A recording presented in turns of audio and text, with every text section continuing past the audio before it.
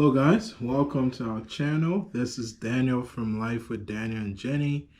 And in today's video, we're going to be taking you on a mini tour of our 750 acres natural rubber plantation in Liberia, specifically in Bapolu County in the western part of Liberia. And I just wanted to just come on here and just chit chat with you guys a little bit, just give a little history about rubber, and give you guys a little background about the farm. So this farm was started back in 2013. Now rubber as a crop takes anywhere from 6 to 7 years to mature. So the trees that you guys are going to see, it goes through basically the same process as the palm. So you do a nursery, and then the trees stay on the nursery for a certain length of time. After that, they're mature enough to be planted out in the field, and then once you plant it out in the field, that's where the 7 years come in. So it takes about 7 years for the trees to mature to the point where you can extract the natural latex, the rubber, the actual product that we want here. That's when you can extract that from the tree. And so, from an investment angle, is definitely a long-term investment, but it's generational wealth. It's going to outlive several generations, so it's not going to stop with us. It's probably going to go on to our children, our children's children, and down the line. So it is, again, depending on how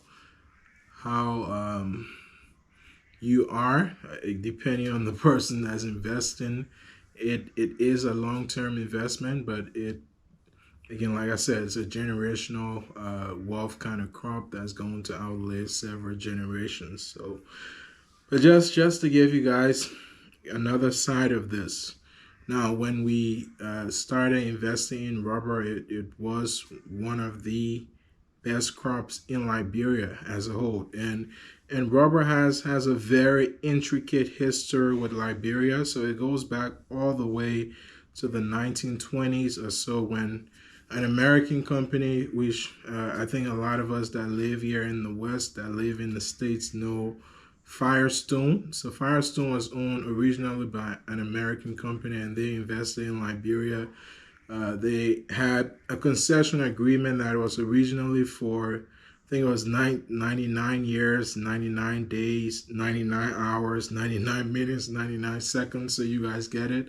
But yeah, I think a couple of years back, Firestone sold to a Japanese company. So they're now owned, I think it's Bridgestone Firestone, and they're now owned by that a Japanese company. But yeah, that's one of the strongest link between Liberia and America, because we do have a very interesting history. We do have a very interesting linkage with the United States.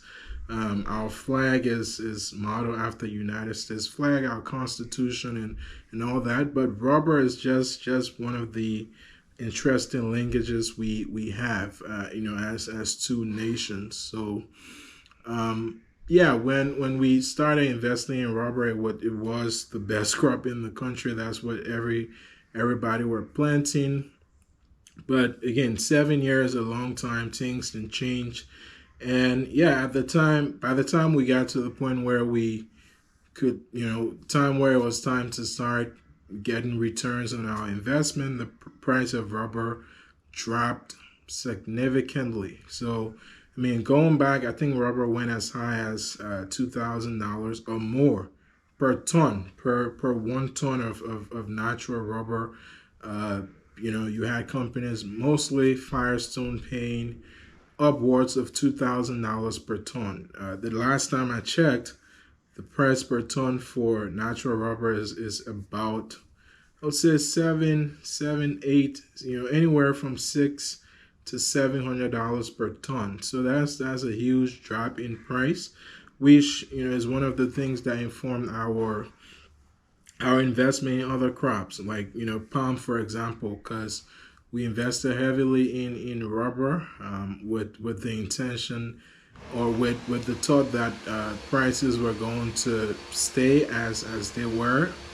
But again, 7 years or 10 years is a long time. Things change, and that's what happened. So I mean, I don't want to take a lot of you guys' time, so let's get into the video.